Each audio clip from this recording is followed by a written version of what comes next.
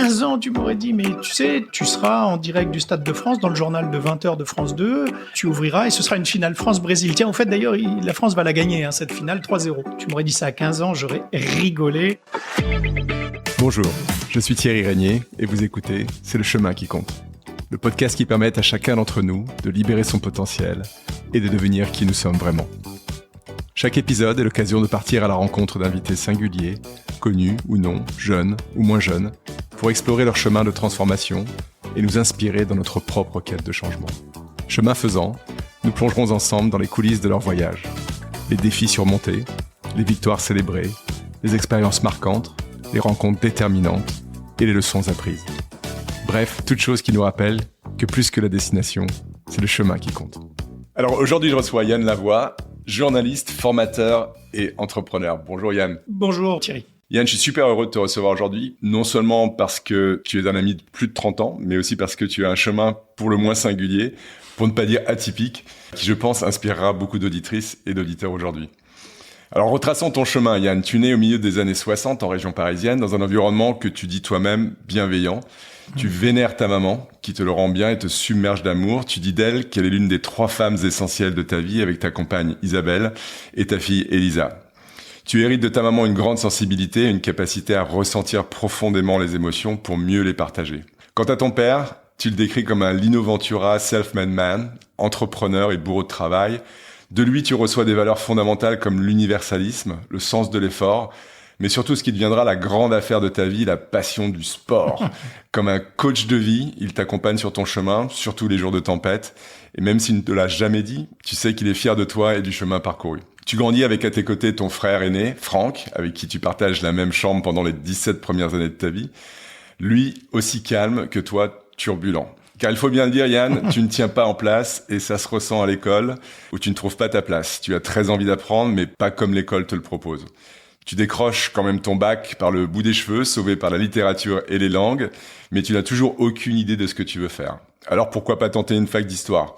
Tu t'y ennuies rapidement, profondément, mais tu bénis la providence de placer sur ton chemin celle qui deviendra la femme de ta vie.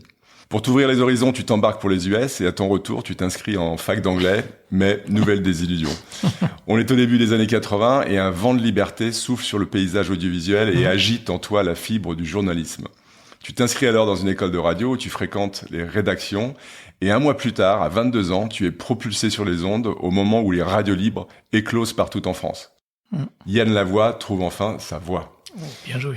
Tu débutes une carrière de journaliste qui va être riche en expérience et te fait passer par les antennes les plus prestigieuses. Europe 1, France Inter, RMC, avec toujours pour fil conducteur le sport. Le sport qui t'inspire, le sport qui te donne confiance en toi et dont tu incorpores les valeurs dans ton métier de journaliste, la concentration, l'exigence, le sens du rythme.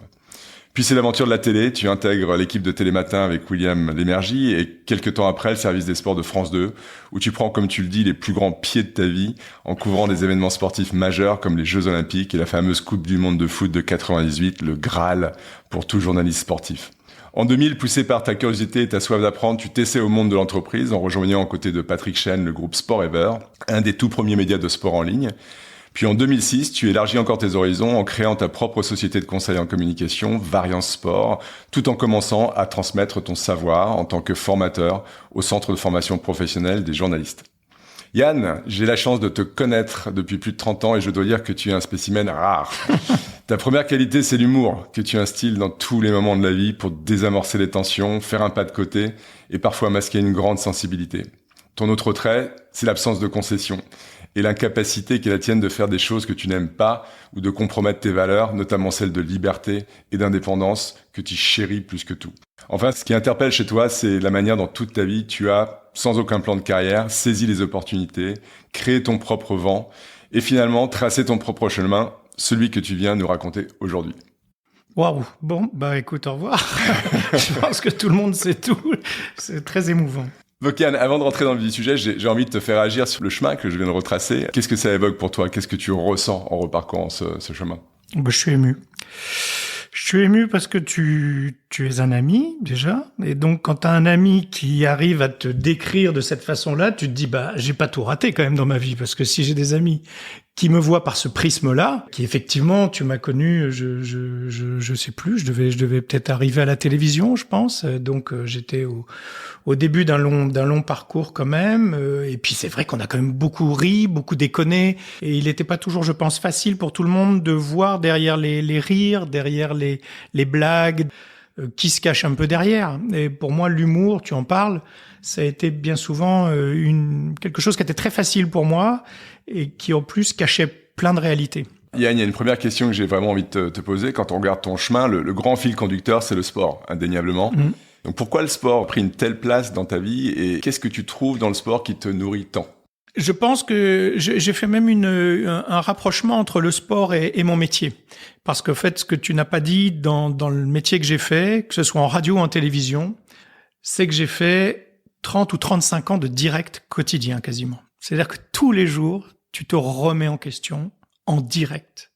C'est pas coupé, on la refait. C'est si tu te rates, tu t'es raté. Dans le sport, c'est un peu pareil. Il y a un moment, c'est le moment M, c'est le moment clé. Il faut y aller. C'est maintenant, c'est pas demain. C'est maintenant. Et je crois que au-delà du sport et de l'exercice physique et de la performance et du goût de l'effort, qui pour moi, dans le sport, sont des choses majeures, je crois que ce truc-là est très important. Je suis incapable, par exemple, de regarder un match en différé. Même si je connais pas le score. Ça n'a aucun intérêt. Je veux du live, je veux du direct. Et pour moi, ma vie, je pense qu'elle a été un peu construite comme ça. C'est tout de suite, c'est maintenant. C'est pas demain, quoi. Est-ce que tu vois le sport comme une école de vie, finalement ? Oui. Il y a tellement de gamins qui ont été sauvés par le sport. Donc, oui, ça en a sauvé énormément. J'imagine que tu intervieweras des sportifs et ils te le diront eux-mêmes. Il y en a énormément qui ont été sauvés par le sport. Yann, on l'a vu, ton chemin, il est tout sauf linéaire et conventionnel. Et je voulais savoir un peu si tu pouvais partager avec nous la manière dont toi, tu as procédé pour trouver ton propre chemin. Là, on parle quand même des années, du milieu des années 80. Oui, j'ai ça en tête, mais comme ça fait à peu près 15 ou 20 ans qu'on me dit que je vaux que dalle, puisque c'était un peu le cas à l'école et que même dans les boîtes privées que j'ai pu écluser, merci papa, on me disait de moi que j'étais pas bon, quoi. Voilà, j'étais pas bon. Donc dans ta tête, tu te dis, je suis pas bon. Donc tu peux pas être journaliste, t'es pas bon. Tu l'admets toi-même. Il n'y a pas de plan de carrière, aucun plan de carrière, tu l'as dit. J'ai fait une école de radio qui était, je trouve, plutôt bidon, mais elle m'a conforté dans l'idée que j'avais une grande bouche, qu'elle faisait du bruit, mais qu'après, il fallait de la technique et puis y mettre des choses intéressantes dedans, dans cette bouche, quoi. Donc, ça m'a donné aussi le premier job. Et puis, le premier job de 2 mois, hein, faut pas pousser non plus. Mais dans ce premier job de 2 mois, j'ai kiffé, quoi. Je travaillais 12 heures par jour et j'avais pas le sentiment de travailler. Et puis, en plus, très vite, on m'a mis à l'antenne. J'ai fait des choses. Enfin, Et qu'est-ce qui t'a séduit en particulier dans ce métier ? Je crois que c'était ce que je viens de te dire avant, c'était le direct. Je pense qu'il y avait, il y a plein de choses qui se mélangeaient. Le début du travail, peut-être d'une réussite possible pour moi, de me dire mais tu vaux quelque chose. Puis après d'être dans le sport, donc de vivre auprès de choses qui me passionnent. Et puis aussi de me dire finalement peut-être que parmi les petits talents que tu as, mais talent si tu le travailles pas ça vaut que dalle. Tu as une forme d'expression orale qui passe bien. Les gens l'apprécient.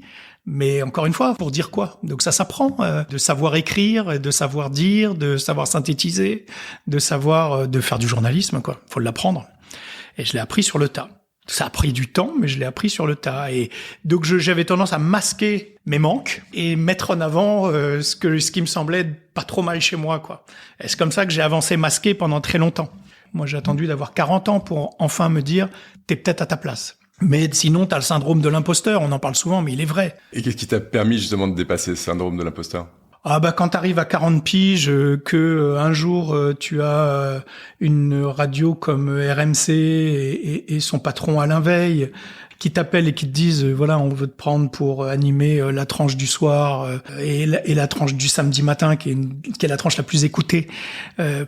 Là, tu te dis, oui, faut que t'arrêtes de penser que t'es nul. Faut arrêter de penser ça. Donc, c'est une forme de confirmation, de validation par les gens que tu respectes qui te permettent d'aller outre ce syndrome de l'imposteur. Mais Thierry, pendant 15 ans, on m'a dit que j'étais nul et ensuite, je me suis battu pour arracher tout ce que j'ai eu. On m'a rien donné. J'attends d'avoir 40 ans, 20 ans de travail, 20 ans de boulot pour qu'on me dise, on vous veut. Et est-ce qu'avec le recul, t'en tires un peu les enseignements? Est-ce que tu aurais fait des choses différemment? Ou qu'est-ce que ça t'a appris, en fait, cette période-là? Tu as parlé tout à l'heure de la Coupe du Monde 98, il y a eu d'autres événements, mais celui-là, j'arrive au bout du bout de ce que je rêvais enfant. Mais, à 15 ans, tu m'aurais dit, mais tu sais, tu vas ouvrir le journal de 20h en direct du Stade de France, et c'est toi qui d'ailleurs suivras l'équipe de France pendant 4 ans, et donc tu seras en direct du Stade de France dans le journal de 20h de France 2, et tu ouvriras, et ce sera une finale France-Brésil. Tiens, au fait d'ailleurs, la France va la gagner, cette finale 3-0. Tu m'aurais dit ça à 15 ans, j'aurais rigolé. Jamais j'aurais pensé ça, mais jamais. Donc t'arrives là, et j'atteins quelque part mon Graal d'enfant. Je me dis, what else? Je l'ai atteint. Je veux autre chose. Et qu'est-ce que t'as ressenti quand t'as atteint ce Graal? J'ai pleuré. J'ai pleuré pendant 1 mois. Dépression courte, mais d'1 mois. Chaque fois que j'entendais j'avais les larmes qui montaient. Isabelle prenait les gamins, elle faisait bon, alors on va faire un jeu. Elle me voyait dans le canapé, elle se disait bon là il a son poste, sa poste Coupe du Monde qui lui remonte. Non, je pleurais. Je me disais mais c'est pas vrai, j'ai pas vécu ça quoi. J'ai pas vécu ça, et puis au plus près avec des gars que je connaissais déjà d'avant comme Lisa Razou, Dugarry, Aimé Jacquet, parce que je les avais côtoyés à 8FM à Bordeaux juste 10 ans avant. Donc justement, j'allais dire, comment tu gères en fait? T'arrives au pic de ta carrière, comme tu le dis, c'est un peu l'acmé quoi. Et donc qu'est-ce qui se passe quand t'arrives là? Parce que ce que tu peux faire quand t'es au top, c'est éventuellement de redescendre quoi. Donc comment tu gères cette situation-là? Je sais pas. Je sais en fait, je me suis toujours écouté. Je suis un instinctif, tu l'as dit, je suis quelqu'un qui a beaucoup de mal avec l'autorité. J'ai besoin d'être libre, j'ai besoin de faire les choses, donc je me suis écouté. Et encore une fois, j'ai de la chance, j'ai quelqu'un toute ma vie à mes côtés qui sait que j'ai besoin d'être libre et que j'ai besoin de m'écouter, d'écouter mon fort intérieur. Et je me suis dit, bon, stop. Donc j'ai quitté le service des sports pour les éditions de 13h, 20h de France 2, et je suis parti sur une émission parce que William Lémergie me voulait, il créait C'est au programme avec Sophie Davant, c'est après Télématin, c'est une émission, et pour moi ça a été un purgatoire. Ça. Entre autres, je n'avais rien à foutre là. Lui le savait, moi aussi. Mais il fallait bien que je bosse, et je faisais mon boulot. Bon, j'étais en direct le matin, je faisais des trucs, mais je disais comment je vais me sortir de là? Mais il faut que je trouve. Mais au moins, je me suis mis dans une situation de déséquilibre au lieu de continuer à gérer, en étant au top, au service des sports, machin, mais peut-être entre guillemets à me faire chier parce que je savais que je me mentais. Là au moins je me mettais dans une situation où fallait que je m'en sorte, fallait que je sorte de là. Ça a duré 2 ans, et c'est là où Patrick Chen, j'ai vu qu'il créait un site internet de sport. Et je suis allé le voir, je dis, on se connaissait bien avec Patrick parce qu'il était au sport, et puis il a présenté le journal de 13h. Moi, j'étais souvent dans le journal de 13h, notamment pendant la Coupe du Monde 98. Donc, il savait très bien qui j'étais, ce que je valais, etc. Et je dis, emmène-moi. Oui, je vais voir. Je dis, emmène-moi. Et puis bon, voilà, c'est parti comme ça, et je regrette pas. Puis tu t'aperçois que quand tu quittes, les gens te voient sous un autre œil. Tu te donnes du crédit parce que justement, tu es capable de t'en aller, de te remettre en question, de faire d'autres choses. Je crois que ça a été le cas. Donc là, après, je suis à nouveau pigiste. Je travaille un peu pour France Inter, un peu pour RMC, un peu pour Sport Ever, un peu pour Télématin. Bon, je suis libre, donc tu l'as précisé, je suis content. Je travaille, etc., jusqu'à ce qu'RMC vienne me dire on te veut, et on te veut sérieusement, et puis on te veut 12 heures par jour. Donc c'était une déclaration d'amour, quoi. Donc là, je me suis donné à fond, et puis donc je me levais très tôt le matin, je faisais Télématin, et puis j'arrivais après à 9h à RMC, et je partais vers les bons jours, je partais vers 21h30 de la radio, 22h. Voilà, donc ça faisait des bonnes journées quand même. D'accord. Mais l'éclat total. Ce qui est intéressant, c'est que tu dis, c'est que finalement, c'est dans le déséquilibre, dans la remise en question, tu as pu te réinventer quelque part et inventer la nouvelle étape du chemin. Évidemment. Aucun plan de carrière, si ce n'est qu'au fond de moi, je sais que je suis plus à ma place. Sauf qu'il y a plein de gens qui se sentent pas à leur place et qui ne franchissent pas le pas. Certains ont de très bonnes raisons. Parfois d'autres n'en ont pas vraiment.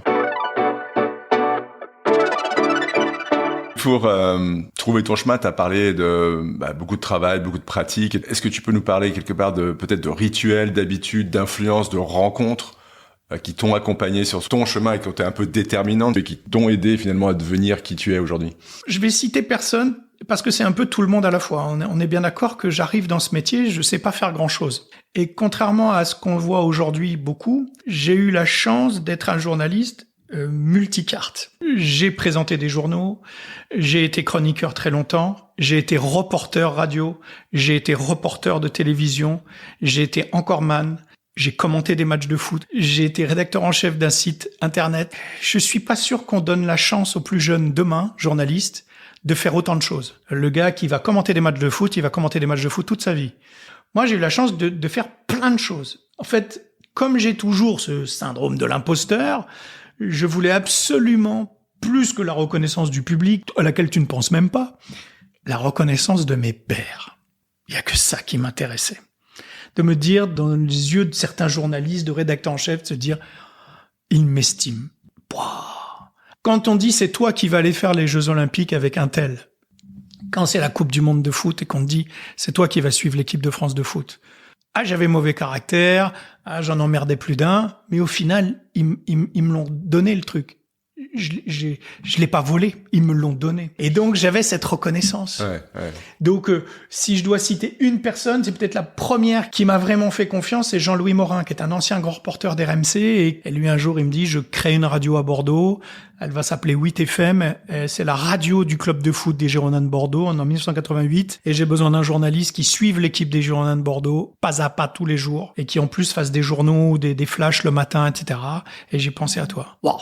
Bah là, d'un coup, ta vie, elle s'accélère parce que d'abord, tu vas réaliser un bout déjà de ton rêve. Tu vas te retrouver dans une équipe de foot tous les jours au quotidien, à faire des 2 à 3 points quotidiens à l'antenne sur l'équipe. Puis c'était une belle équipe des Girondins de Bordeaux à l'époque. Quand j'arrive, il y a encore Tigana, il y a encore déjà, même toi, tu connais Tigana.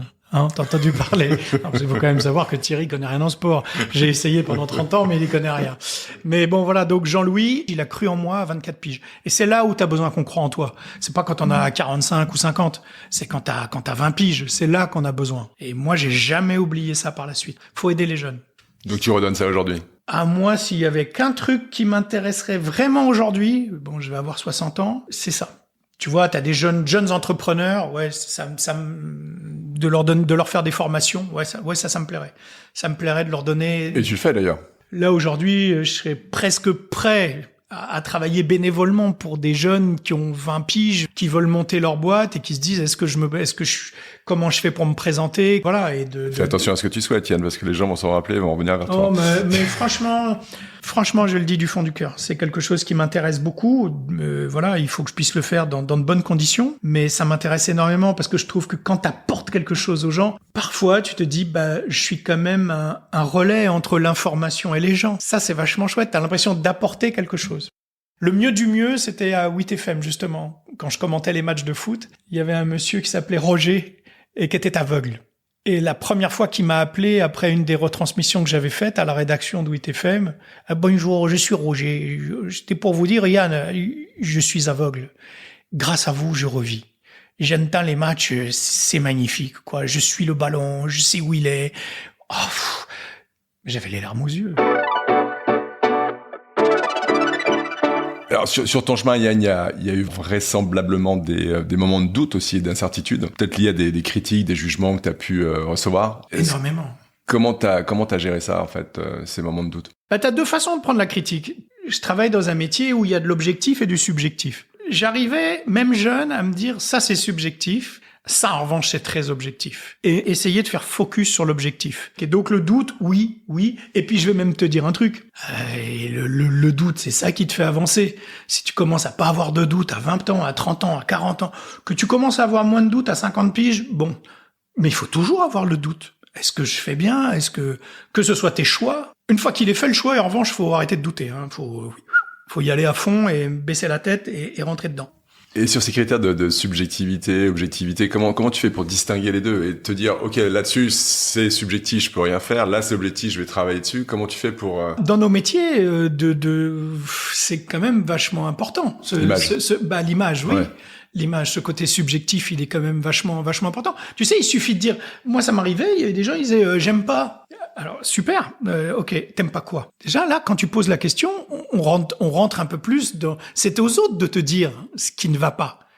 Mais ce que je retiens comme méthode intéressante pour déterminer le subjectif de l'objectif, c'est juste pose la question, Oui. tu vois, et d'aller plus loin dans l'investigation pour comprendre et déterminer effectivement si l'argument est objectif, auquel cas tu peux faire quelque chose. S'il est purement subjectif, il y a rien que tu puisses faire, faut juste l'accepter et c'est comme ça. Et bien évidemment, dans les critiques, tu as le critique des professionnels, bon, et puis tu as les critiques de ta maman, par exemple, tu ne l'écoutes surtout pas. Ne jamais écouter sa famille.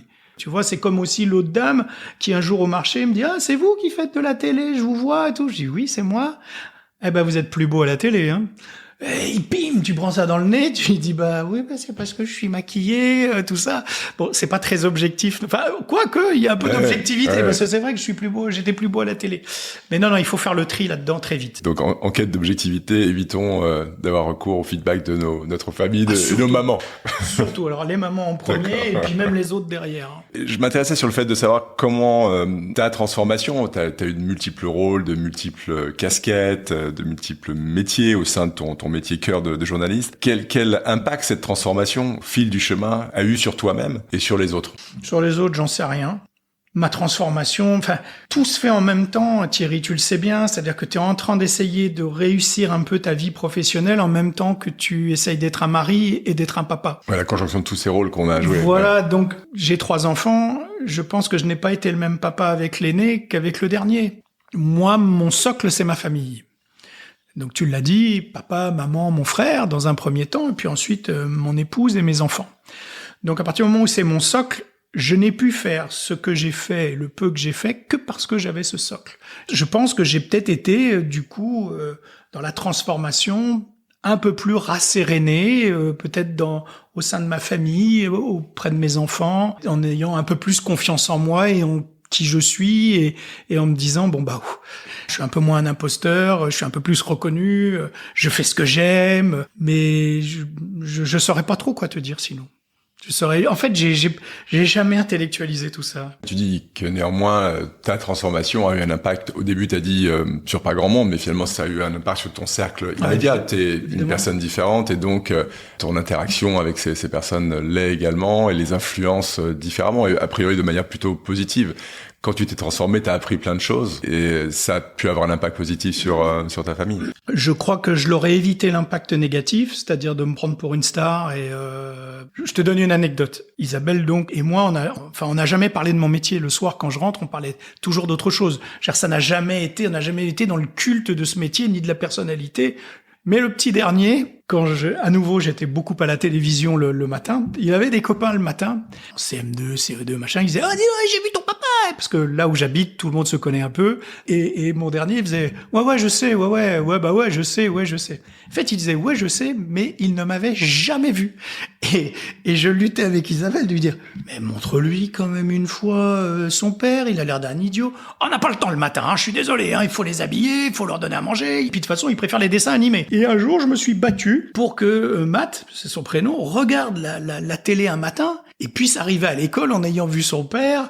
Bon, ça a été le cas une fois et ça n'a plus jamais été le cas. Il est retourné sur les dessins animés le lendemain. Voilà, on avait fait le boulot. Bon, c'est pour te dire que je crois que je l'aurais évité le pire. Le meilleur, je te dis, c'est peut-être d'avoir eu un papa rasséréné, heureux, un couple heureux, et puis tout ce que tu peux essayer d'offrir à tes enfants pour que même partent d'un bon pied dans leur vie demain, quoi. Ouais. En t'écoutant, il semble que l'impact majeur que tu as eu, c'est finalement de rester toi-même, de pas être quelqu'un de différent de qui tu es profondément. Franchement, ce serait la pire des insultes qu'on puisse me faire. Tu me dirais un jour, au détour d'une conversation, t'as quand même pris le boulard en 30 ans, ou je t'ai vu vraiment un moment, t'avais vraiment...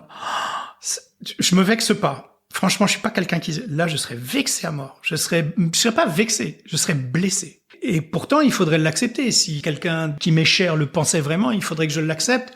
Mais je crois que je m'excuserais, vraiment, parce que je crois que c'est ce qu'il y a de pire. Je crois que c'est ce qu'il y a de pire. T'as bien bossé, on n'en est jamais arrivé à ces extrémités. Ouais, tu l'as peut-être jamais dit parce que t'oses pas. Quel conseil, Yann, tu donnerais à quelqu'un qui cherche à entamer son propre chemin de transformation personnelle? D'être lui-même, voilà. C'est aussi couillon que ça, de s'écouter. Écoute-toi et juste fais-le, comme dirait Nike. Tu dis s'écouter, mais comment on s'écoute? Par quoi tu commences pour bien t'écouter, pour bien te comprendre? Je fais du vélo Quand tu pars 2 heures, 2 heures et demie sur un vélo, que des fois il pleut, des fois il fait beau, des fois t'en baves parce que ça grimpe et puis que tu vieillis. Moi, je me lave la tête comme ça. Et donc, quand tu te laves la tête, bien souvent, les choses s'imposent à toi. D'accord. Tu sais, c'est l'impression comme si je faisais un hammam. Ça coule, il reste plus que toi, quoi, tu vois. Quand, avec mon frère, avec qui j'ai créé Variance Sport, il le disait aux gens qui voulaient l'entendre, il dit quand on est en manque d'idées ou quoi, je sais qu'Yann, il va partir sur un vélo ou faire un truc et qu'il va m'appeler derrière. Et souvent, c'est ça. Moi, je pars et il y a des gens qui font du yoga. Voilà, chacun doit trouver son vélo. Voilà, chacun trouver son vélo, le moment où il va être en lui-même. Et donc, quand t'es en toi-même, je pense que les choses jaillissent. Et tu te dis, voilà, ça m'est arrivé de pleurer sur mon vélo. Le corps, pour moi, c'est très important. Je m'en sers sans doute très mal, mais je m'en sers. Donc, quand on dit s'écouter, c'est écouter ce qu'on a dans la tête, mais aussi écouter son corps. À quoi ça ressemble, Yann, la suite du chemin pour toi? Est-ce que tu l'as imaginé? La suite du chemin, comme tu l'as compris, les deux choses s'entremêlent chez moi. La vie professionnelle et la vie personnelle. Dans ma vie personnelle, les choses se passent pas tout à fait comme je voudrais. Donc, j'ai fait une pause dans ma vie professionnelle. Donc, aujourd'hui, je suis redevenu auto-entrepreneur. Et donc, j'ai des clients fidèles qui m'appellent pour présenter leur convention, pour faire des trainings ou pour faire des vidéos.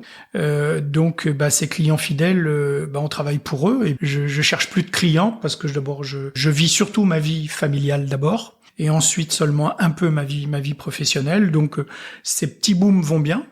En plus, c'est généralement des gens qui sont contents de t'avoir, qui te demandent encore une fois. Donc ça, c'est vachement chouette et t'es content de travailler avec eux et pour eux. Et puis, comme je te le disais tout à l'heure, peut-être j'attends une bonne occasion de pouvoir travailler avec des gens peut-être sérieux pour des jeunes. Ça me plairait. C'est peut-être un bon moment pour en parler. Qu'est-ce que tu recherches idéalement en fait pour t'engager? Comme tu l'as compris, je veux bien délivrer. D'accord. Et quel type de valeur tu voudrais délivrer? Je pense qu'aujourd'hui, un gamin, enfin je dis un gamin entre 20 et 25 ans, même 30 ans, il a peut-être pas tous les atouts pour rentrer dans la vie active. Il sait peut-être pas bien se présenter lui-même, il sait peut-être pas très bien parler, il sait peut-être même pas à quoi il ressemble quand il va à un rendez-vous. Donc moi, je veux l'aider à prendre la parole et être meilleur en prise de parole. D'accord. Voilà. Et lui donner la confiance. Ce qui t'anime aujourd'hui, c'est vraiment redonner et aider les autres à atteindre leur plein potentiel, et les mettre en route sur leur chemin, peut-être là où toi, t'as pas eu cette chance tout au départ, où tu t'es créé cette chance en tout cas. Donc, à bon entendeur, coach Yann, mentor Yann est prêt à redonner et accompagner des jeunes sur le chemin de la transformation. Je voudrais des jeunes qui doutent, voilà. D'accord. Et si des gens sont intéressés, où est-ce qu'on peut te contacter, Yann? Je suis encore sur LinkedIn, y a aucun problème, donc message sur LinkedIn. Magnifique. Alors, tu sais, il y a une tradition dans ce podcast, Yann, c'est qu'avant de se quitter, je vais te soumettre au feu nourri de ce que j'appelle les questions mitraillettes. L'idée, c'est de répondre à un maximum de questions en moins de 2 minutes. Alors, est-ce que tu es prêt? Je suis pas sûr, mais je vais dire oui. Alors, qu'est-ce que tu lis comme livre en ce moment? Je lis 0 livre parce que je suis en incapacité totale de lire des livres. Oui, donc t'en lis pas en ce moment, mais t'as peut-être lu dans ta vie. J'ai lu 2-3 livres dans ma vie. Donc, est-ce qu'il y a un livre, c'est la prochaine question, qui t'a particulièrement marqué ou influencé dans ta vie? Il y en a plusieurs. Je prends le premier de la liste, Le Grand Maulne. Oui, me regarde pas comme ça. En quoi il t'a influencé? La liberté, le désir d'être en dehors de l'école. Et après, pareil, j'ai découvert Rimbaud et c'est pareil, le mec de Charleville-Mézières à Paris à pied, à travers les forêts, de se barrer, de casser les codes. Je crois que j'avais ce côté un peu rebelle, bien moins qu'eux, mais oui, il y avait ça. Quelle est ta citation préférée? Ce qui vient au monde pour ne rien troubler ne mérite ni patience ni égard. C'est de René Char. Quelle est la personne qui t'inspire le plus? Ma femme. Que voulais-tu faire quand tu étais petit? Ce que j'ai fait, journaliste de sport. Quel talent aimerais-tu avoir? Être un grand chanteur et faire de la scène. Quelles sont les 3 choses que tu emporterais sur une île déserte? Mes 3 enfants. C'est pas des choses, mais c'est mes choses à moi. Quel est ton meilleur remède contre le stress? Avoir bien travaillé avant et savoir que tu es au point. Travailler. Le travail, ça t'évite tout le stress professionnel. Qu'est-ce qui t'énerve le plus? Le manque d'humilité. Qu'est-ce qui te donne le plus d'espoir? La jeunesse, donc je vois eux d'abord, quoi. Eux, ils sont toujours porteurs d'espoir. C'est pas nous l'espoir, c'est eux. Comment aimerais-tu qu'on se souvienne de toi? Comme quelqu'un de gentil. Quel est le plus beau chemin que tu aies jamais emprunté? Celui de l'amour. Qu'est-ce que tu ferais si tu savais que tu ne pouvais pas échouer? Je deviens maître du monde. C'est autorisé ou pas? Non, maître du monde, directement. Non, mais il faut pas hésiter. Qui aimerais-tu entendre à ce micro pour le prochain épisode ?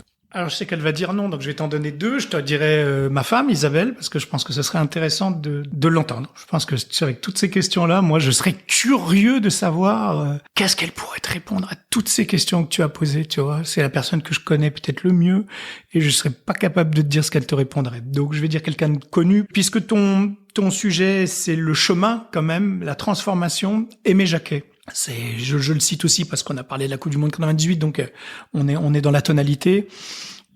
En 2 mots, c'était un joueur de foot, mais ouvrier. Il allait à l'usine, il était tourneur-fraiseur.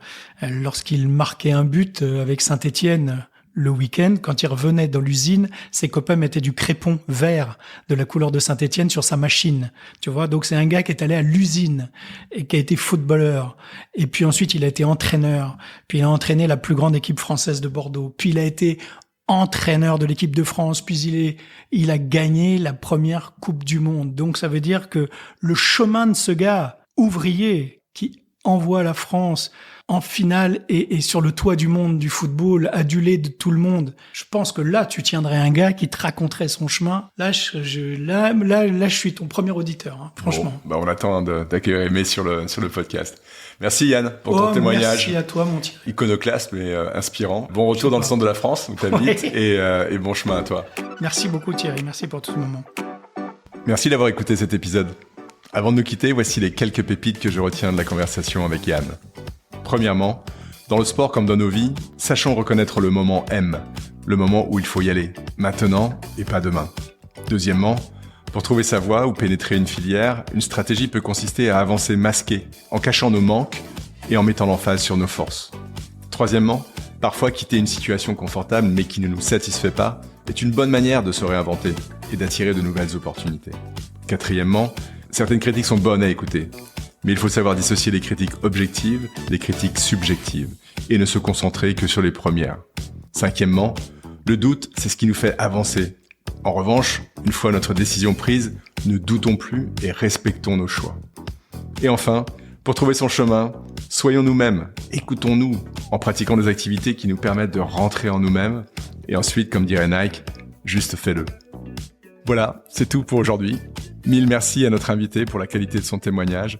J'espère qu'il vous a permis d'alimenter votre réflexion sur votre propre chemin de transformation. On se retrouve la semaine prochaine avec un autre invité marquant, acteur ou témoin de la transformation. Entre-temps, vous pouvez retrouver les épisodes de C'est le chemin qui compte sur toutes les plateformes de podcast. Et si vous avez aimé l'épisode, n'hésitez pas à partager vos avis, laisser des étoiles, à vous abonner et à en parler autour de vous et sur les réseaux. Chaque nouvel auditeur est une victoire. À très vite et n'oubliez pas, c'est le chemin qui compte. Alors bon chemin.